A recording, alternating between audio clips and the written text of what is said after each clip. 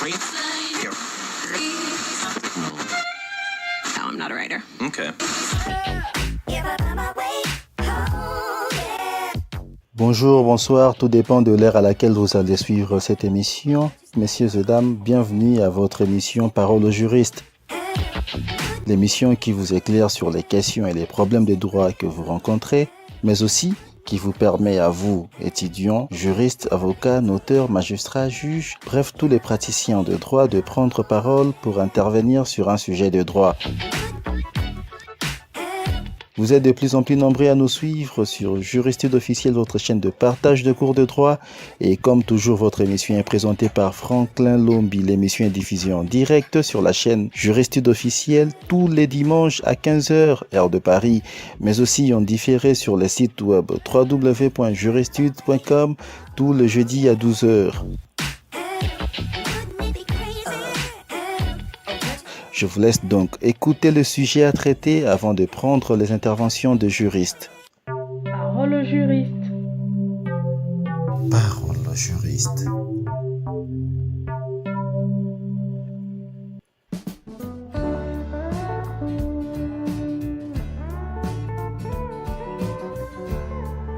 Pour préparer son anniversaire, M. Orly décide d'inviter tous ses amis pour un barbecue géant dans le parc de sa propriété.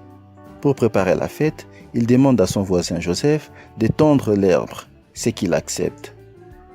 Il se rend alors dans le garage où se trouve la tondeuse de M. Orly et commence à tondre.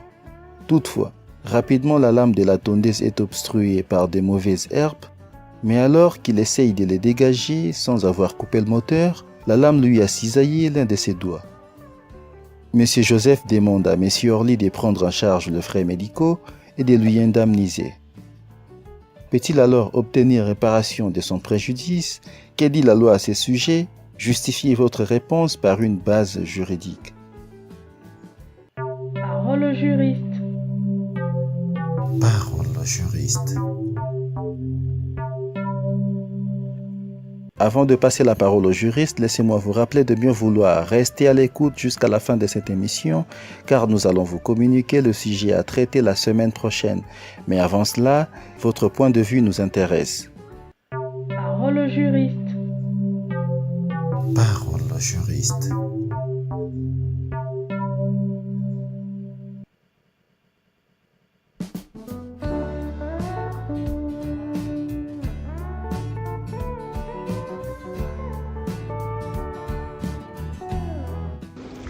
Bonjour, moi je m'appelle Cheikh Mbaye, étudiant à l'université Cheikh Anta Diop de Dakar, Sénégal. Ici, ces faits sont relatifs à la responsabilité du fait des choses. Ces faits sont relatifs à la responsabilité du fait des choses. Ainsi, au terme de l'article 137, 138 et 139 du Code des obligations civiles et commerciales du Sénégal, la personne est responsable des dommages causés par le fait de la chose dont elle a la garde ou la maîtrise. La personne est responsable pour les dommages causés par le fait de la chose dont elle a la garde ou la maîtrise. Donc pour qu'il y ait responsabilité, lorsque le dommage est causé par une chose, il est possible pour le civilement responsable d'engager la responsabilité du gardien de la chose. Pour qu'une personne soit considérée comme gardien, il faut que la personne ait l'usage, la direction et le contrôle de la chose. L'usage, la direction et le contrôle de la chose. Si ces trois conditions sont réunies, la personne propriétaire de la chose est civilement responsable. En général, le propriétaire est considéré comme gardien de la chose parce qu'il l'utilise soit personnellement ou par l'intermédiaire du préposé. Mais il peut y avoir des situations où la personne transfère la garde. Le transfert de la garde peut être volontaire ou involontaire. Si la garde est transférée de manière volontaire ou involontaire, c'est la personne bénéficiaire de ce transfert de garde qui sera responsable des dommages. Donc voilà les contours de la responsabilité du fait des choses en droit sénégalais. Ainsi, si on revient dans ce cas d'espèce, on voit que Monsieur Orly exerçait était un préposé, peut-être qualifié de préposé de l'autre monsieur, peut-être qualifié de préposé de l'autre monsieur. Donc ce qui fait que Monsieur Orly ne peut pas être considéré comme gardien parce qu'il est préposé et la qualité de préposé est inconciliable avec la qualité de gardien. Ce qui fait que l'autre personne, son commettant, reste toujours propriétaire, reste toujours gardien de la chose.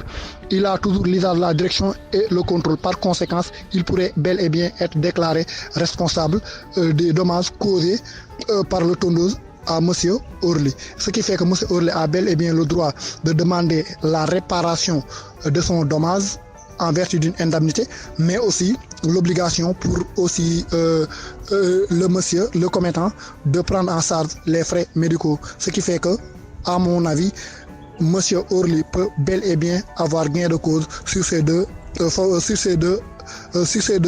prétentions sous le fondement de l'article 137, 138 et 139 du Code des obligations civiles et commerciales du Sénégal. Parole au juriste. Parole au juriste.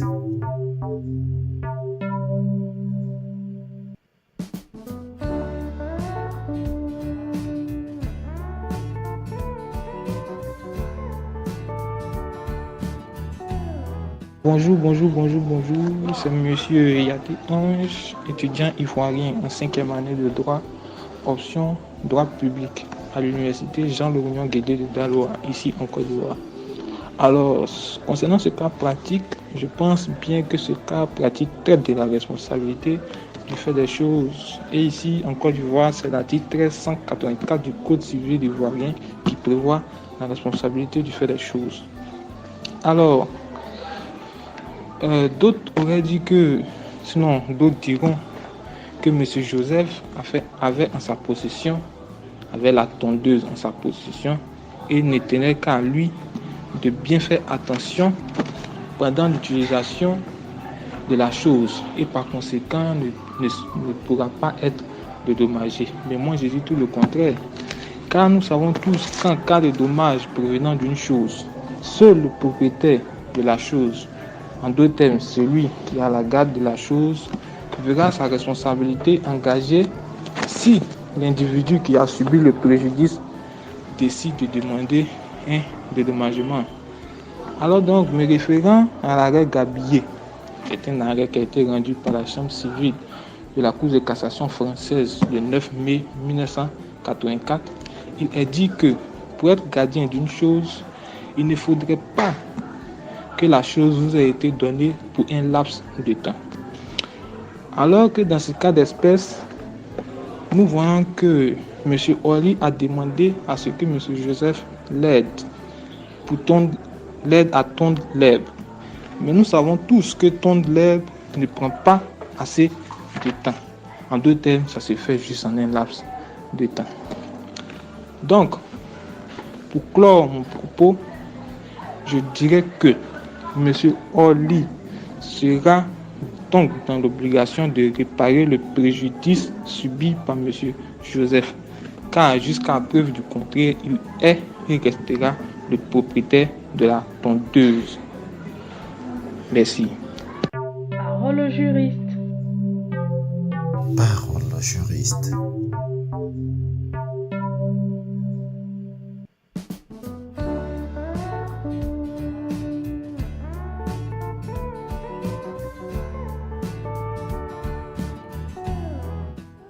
Bonjour, bonsoir. Je réponds au nom de Amadou Sissoko, juriste de formation résident à Bamako. Je viens intervenir par rapport au cas soumis à notre analyse de cette semaine, s'agissant de la responsabilité des commettants du fait de l'air préposé. La situation de M. Orly conduit à envisager si réellement la responsabilité des commettants du fait de l'air préposé. Si nous sommes en face de ces cas d'espèce, en réalité, pour définir la responsabilité des commettants du fait de l'air préposé, donc c'est un type de responsabilité du fait d'autrui. Il s'agit de la situation dans laquelle un employé cause un dommage à un tiers et engage dès lors la responsabilité délitière de son employeur. Ce type de responsabilité est régi à l'article 1242 du Code civil français. dans son alinéa 5 qui dispose que les maîtres et les commettants sont solidairement responsables du dommage causé par leurs domestiques et préposés dans les fonctions auxquelles ils les ont employés. S'agissant de cette définition, est-ce que réellement nous sommes en phase de la responsabilité des commettants du fait de leurs préposés? Je dirais non, car ici, Orly a décidé d'organiser une fête et a commis à cette fin son voisin Joseph de tondre l'herbe. Et dans ces cas d'espèce, on peut dire qu'il n'y a pas une subordination juridique entre ces deux personnes. Donc, il a fait à titre volontaire. Donc, Orly n'avait pas de subordination juridique sur son ami. Maintenant, cette question nous renvoie à l'article 144 du régime général des obligations du Mali. On dit la responsabilité des commettants du fait de leurs préposés et leurs domestiques. Les commettants répondent des dommages causés par une personne soumise à leur autorité lorsque celle-ci encourt dans l'exercice de ses fonctions une responsabilité à l'égard d'autrui. Donc, dans les cas d'espèce, on peut dire qu'il n'y a pas une responsabilité des commettants du fait de leur préposé ici, car Joseph n'avait pas aucune responsabilité, il n'y avait aucun lien juridique entre les deux. Je vous remercie. Parole au juriste. Parole au juriste.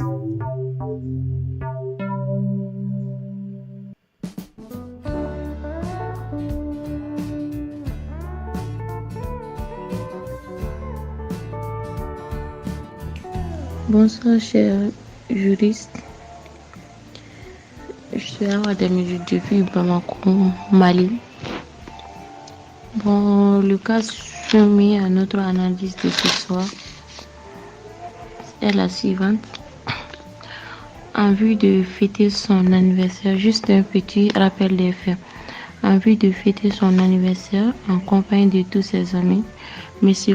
Orly sollicite l'aide de son voisin pour tondre l'herbe de sa propriété. Monsieur Joseph, en acceptant cela, décide d'aller récupérer la tondeuse de Monsieur Orly et commence à tondre. Mais malheureusement, il s'est fait giseler l'un de ses doigts. En essayant de dégager les mauvaises herbes, il demande alors à Monsieur Orly de prendre en charge les frais médicaux, en plus de lui dédommager. Bon, je dirais qu'il a raison de faire ça. Puisque si je me rappelle bien des conditions pour qu'une responsabilité civile d'une personne soit engagée, il faut 3 conditions. D'abord, il faut qu'il y ait l'existence du dommage, le fait générateur, et le lien de causalité entre le dommage et le fait générateur. Ici, nous voyons que l'élément déclencheur d'ici, c'est la tondeuse. Et je qualifierais ce cas comme la responsabilité civile du fait des choses. Puisque la tondeuse, en se basant sur le déroulement des faits, la tondeuse appartient à M. Orly. Malgré que celui-ci a consenti de vouloir l'aider, quand même, la tondeuse lui appartient en même temps. L'accident a été commis chez lui. Je dirais que M. Orly devra payer de dommages et intérêts à M. Joseph. En se basant sur l'article 149 du RGO, régime général des obligations du Mali, qui dit que toute personne est responsable du dommage causé par le fait des choses ou des animaux dont elle a la garde. Je dirais que M. Joseph a bel et bien raison de demander à M. Orly de réparer le préjudice subi. Je vous remercie. Parole au juriste. Parole au juriste.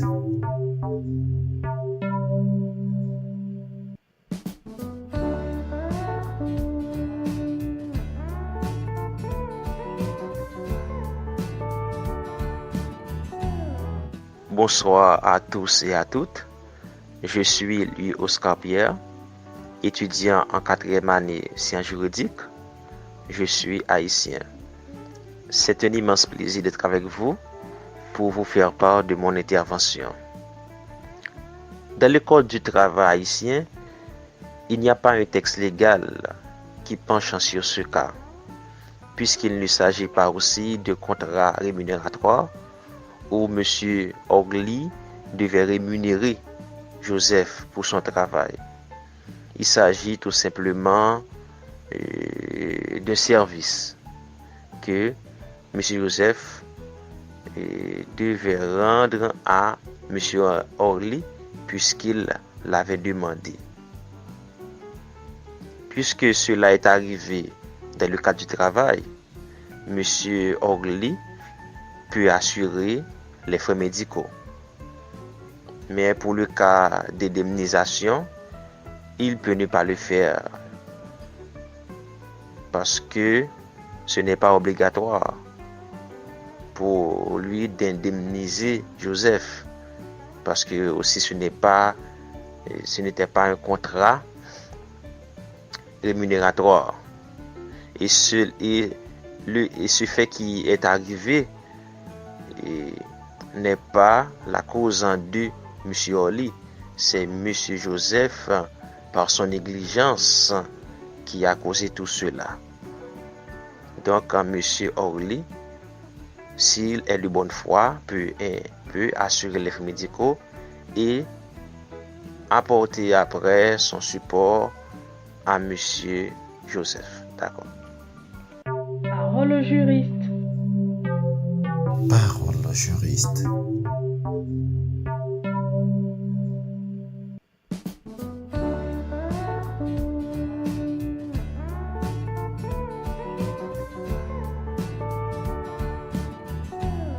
Je suis l'étudiant Kourouma Seka Emmanuel, étudiant en droit, en première année de droit à l'université Nord-Sud en Côte d'Ivoire, à Abidjan, précisément à Cocody Riviera. Je vous envoie cette note vocale pour répondre au cas pratique, pour donner mon point de vue, ma réponse. Ok, on commence par l'énonciation de la règle de droit. En Côte d'Ivoire, l'article 1390 du Code civil prescrit que toute personne par un acte ayant causé un dommage à autrui est forcée de le réparer. Et pour qu'on puisse parler de préjudice, il faut d'abord parler il y a 3 éléments cumulatifs qui doivent être réunis, que sont: il doit avoir l'existence d'une faute, l'existence d'un préjudice et l'existence d'une causalité entre le préjudice et la faute. En appliquant le cas à l'espèce, on se rend compte que M. Orly n'a pas directement blessé, cisaillé la main de M. Joseph, car c'est M. Joseph, bien au contraire, qui a demandé à rendre ce service-là à M. Orly. Étant donné que l'initiative est venue de M. Joseph, alors, et qui s'est cisaillé la main, M. Orly ne doit en aucun cas l'indemniser parce qu'il n'existe, bien évidemment, il existe un préjudice, il existe une faute, mais le rapport de causalité est à discuter parce que ce n'est pas M. Orly qui l'a blessé, mais c'est bien évidemment M. Joseph lui-même qui s'est blessé. Dans ce cas-là, en conclusion, on peut dire qu'il ne peut recevoir d'indemnité car il est coupable de son propre fait. Merci bien, monsieur, d'apprécier. Parole au juriste. Parole au juriste.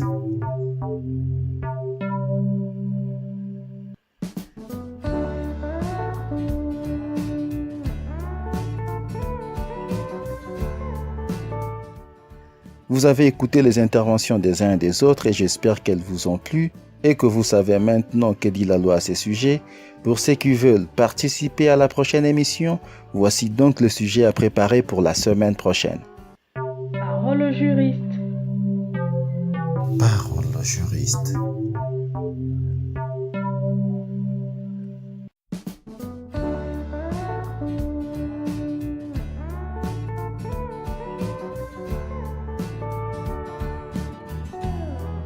Le couple Oyo a perdu la vie dans un tragique accident de la route. Il a laissé derrière lui une fille adolescente de 15 ans, Soda. Cette dernière fut confiée par le juge à la sœur de la défunte mère. Toutefois, la tante de Soda n'agit pas toujours dans le sens de l'intérêt de cette dernière. Pire, elle se permet même d'utiliser à des fins personnelles l'argent qui lui avait été laissé par le parent de Soda. Quel est le régime légal qui fonde cette garde? Expliquez brièvement les grandes règles de ces régimes. Les parents de père de Soda veulent savoir s'il n'y a pas le moyen de contrôler ses actes, mais surtout s'il n'existe pas de voie pouvant leur permettre de la démettre de ses fonctions. Parole au juriste. Parole au juriste.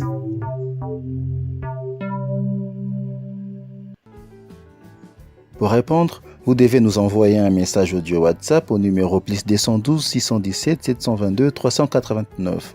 Mais avant toute réponse, présentez-vous d'abord votre nom, pays, ce que vous faites, etc. Votre réponse plus présentation doit être contenue dans une seule note vocale n'excédant pas 3 minutes. Répondez selon les textes juridiques de votre pays. Vous avez jusqu'au vendredi 31 mai 2019 à 23h59 pour envoyer votre réponse. Quant à moi, je vous dis à la semaine prochaine. Parole au juriste. Parole au juriste.